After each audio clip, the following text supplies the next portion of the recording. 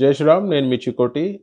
Hydraa speed చూస్తుంటే భయపడే పరిస్థితి ఏర్పడ్డది. ఎందుకంటే హైడ్రా పెద్దోళ్ళకి కాదు, ఓన్లీ పేద ప్రజలకు వర్తిస్తదనే ఒక సందేశం హైడ్రా ఇస్తుంది.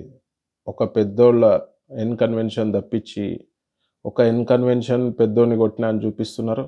కానీ వేల లక్షలలో పేద ప్రజల ఇళ్ళని ధ్వంసం చేసే పరిస్థితి ఉన్నది ఇవాళ రాష్ట్రంలో. మరి నేను ఒకటే అడుగుతున్నా రేవంత్ రెడ్డి సర్కార్ని, పేద ప్రజలకి నోటీస్ ఇవ్వకుండా డైరెక్ట్గా వెళ్ళి కూల్చడంలో ఆంతర్యం ఏముంది? మీరు పేద ప్రజలని ఎందుకు శత్రువు లెక్క భావిస్తున్నారు? పేద ప్రజలకి నోటీస్ ఇవ్వాల్సిన బాధ్యత, టైం ఇవ్వాల్సిన బాధ్యత ప్రభుత్వంపై ఉన్నది. రంగనాథ్ గారు చెప్తారు, ఇళ్లలో మనుషులు ఉంటే మేమేం డిస్టర్బ్ చేయట్లేదని. మరి నిన్న చాలా సంఘటనలు చూసినాను. Without notice, proper notice, direct వెళ్ళడం, డైరెక్ట్ కొట్టేయడం జరుగుతుంది. మరి రిజిస్ట్రేషన్ టైంలో ఏం చేశారు? కోట్లాది రూపాయలు రిజిస్ట్రేషన్ ఫీజులు వసూలు చేశారు.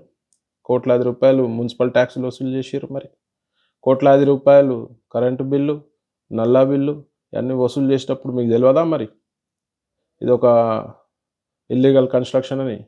ఇల్లీగల్ కన్స్ట్రక్షన్ ఎఫ్టీఎల్ జోన్లో, బఫర్ జోన్లో ఉంటే మీరు పర్మిషన్లు ఎందుకు ఇచ్చారు? రిజిస్ట్రేషన్లు ఎందుకు చేసారు? బఫర్ జోన్లో ఉన్న సర్వే నెంబర్లు బ్యాన్ చేయొచ్చు కదా.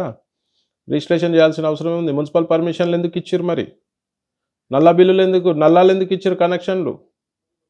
మరి ఈ రేవంత్ రెడ్డి సర్కార్ని అడుగుతున్నా, మరి ఇన్ని కోట్ల రూపాయలు మీరు ట్యాక్స్ రూపాయన దండుకున్నారు ప్రజల దగ్గర. మరి సరైన సమయం ఇవ్వకుండా కూల్చేయడం ఎంతవరకు సమంజసం?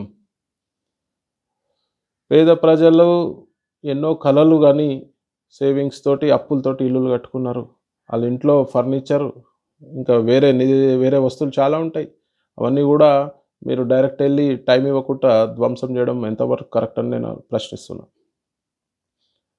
ఎవరైతే పర్మిషన్ ఇచ్చిర్రో ఎఫ్టీఎల్లలో, బఫర్ జోన్లలో, మరి ఆ అధికారులపై చర్యలేంది? అంటే క్రిమినల్ కేసులు పెడతారు, మరి సస్పెండ్ ఎవరు చేయాలి? మీరే చేయాలి కదా. పర్మిషన్లు ఎవరు ఇచ్చారు? పెద్ద పెద్ద రియల్ ఎస్టేట్ కంపెనీలకి లేఅవుట్ పర్మిషన్లు ఎవరు ఇచ్చారు? పర్మిషన్లు ఇచ్చిన అధికారులది తప్పు, ప్రజలది కాదు. ప్రజలు ఎల్లప్పుడూ మోసపోతూనే ఉంటారు, ప్రజలను ఎప్పుడూ మోసగిస్తూనే ఉంటారు.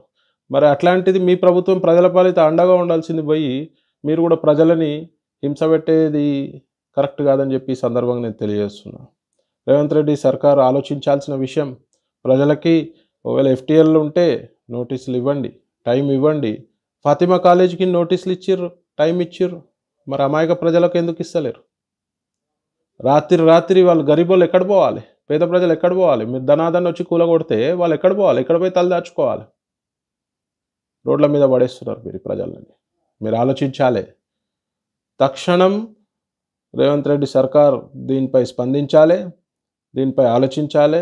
పేద ప్రజల ఇల్లు జోలికి పోవద్దని నేను మనవి చేస్తున్నా. ప్రజల ఉసురు మంచిది కాదు, వాళ్ళ శాపం మంచిది కాదు. మన సోదరులని ఇబ్బంది పెట్టే పరిస్థితి తీసుకురావద్దని చెప్పి ఈ సందర్భంగా తెలియజేస్తూ, మరి ఎవరైతే అడ్డగోలు పర్మిషన్లు ఇచ్చిర్రో వాళ్ళపై తక్షణం చర్యలు తీసుకోవాలి. అడ్డగోలుగా మీరు ట్యాక్సులు వసూలు చేసి మళ్ళీ వాళ్ళ ఇబ్బందికి గురి చేస్తున్నారు. ఇది కరెక్ట్ విధానం కాదు. డెఫినెట్గా ప్రజల పాలిట మీరు పెన్నిదిగా ఉండాల్సింది పోయి ప్రజల పాలిట మీరు శాపంగా మారొద్దని చెప్పి సందర్భంగా తెలియజేస్తూ, మరి రంగనాథ్ గారు, రేవంత్ రెడ్డి గారు, మీ ఇద్దరు ఆలోచించాలి. టైం ఇవ్వాలి ప్రజలకి. వాళ్ళు ఇబ్బందులు ఉన్నారు, టైం ఇచ్చి నోటీసులు ఇచ్చి వాళ్ళకి సరైన సమయం ఇవ్వాలి. రాత్రి అయితే వాళ్ళు ఎటుపోరు కదా. సో దీనిపై తక్షణం ప్రభుత్వం సానుకూలంగా స్పందిస్తూ పేద ప్రజల పాలిట మీరు ఇబ్బందికరంగా మీరు బిహేవ్ చేయొద్దని చెప్పి సందర్భంగా తెలియజేస్తూ, జై శ్రీరామ్.